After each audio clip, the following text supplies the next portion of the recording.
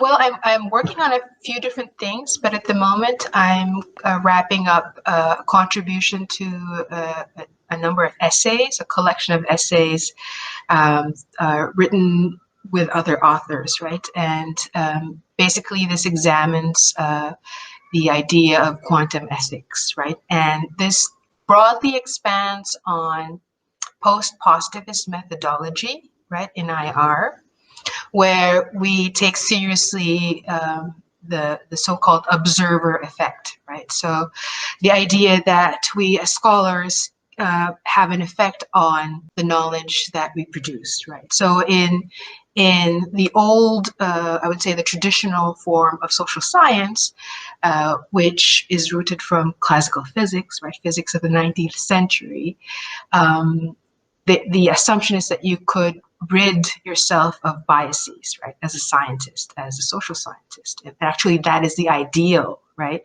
And that is what we mean by objectivity. So the challenge of quantum theory in IR is basically, well, it's impossible to do that. So, and then the question is, if we as scholars, as researchers, as people who claim to produce knowledge about the world, have an effect, right, on not only the knowledge we produce, but of course the world that we kind of co-create. What are we supposed to do then, right? What is our position, right? How do we think of ourselves, right, in relation to our scholarship, right, and the practice of IR? Paper basically demonstrates that migration regimes in both sending and destination countries expect almost superhuman endurance from arguably a category of worker, or a category of worker that's, I would say, one of the most vulnerable in this age, in this contemporary age. And they are made vulnerable by the fact that in many jurisdictions worldwide, the ILO estimates about 90%, right, of countries around the world do not recognize domestic work as real work, right? And therefore, there are no legal mechanisms, laws, right, that regulate and govern this kind of activity, right?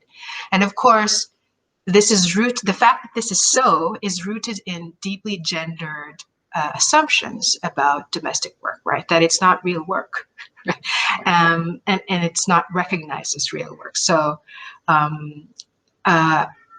and given that, right? Given the expectations, right, that we have of this category of workers, for them to kind of just take care of themselves, right, and to endure what can be very difficult employment and living conditions.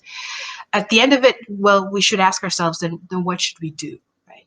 What should we do about this? If we look back in history, if we see like studies of societies from like long ago, right, from anthropology, for example, there's always going to be gender systems, and gender orders is the social science term, right? And that changes how we think of ourselves, our sexualities, how we relate to each other, how we think about masculinities and femininities, or anything else in between.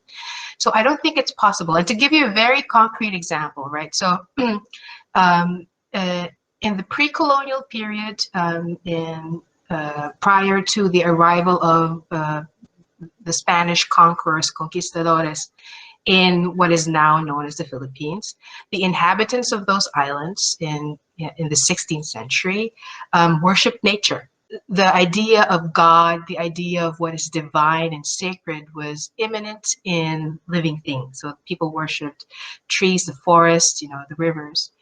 And then the Spaniards came, and then they introduced the idea of a transcendent God who was literally a father, right? So it was literally a patriarch, right? So, and that had, a very deep systemic impact, right, on our conceptions of the divine, and the relations of men and women with each other. We need to start thinking about how we can communicate with each other as a discipline, even as we incorporate worldviews histories, philosophies that are very different from an American social science, right? I was trained by American scholars, and they themselves were the first to tell me, oh, yes, it is, right? So, and that, of course, comes from this article that was written by Stanley Hoffman in 1977 that described IR as an American social science. So, and of course, that's a reflection of, American empire, right? Of Pax Americana. And arguably, we're exiting that period, right? So then what do we do, right, in this transition period? What kind of discipline should we develop, right, to reflect a very different world? So I think that's the challenge, I would say.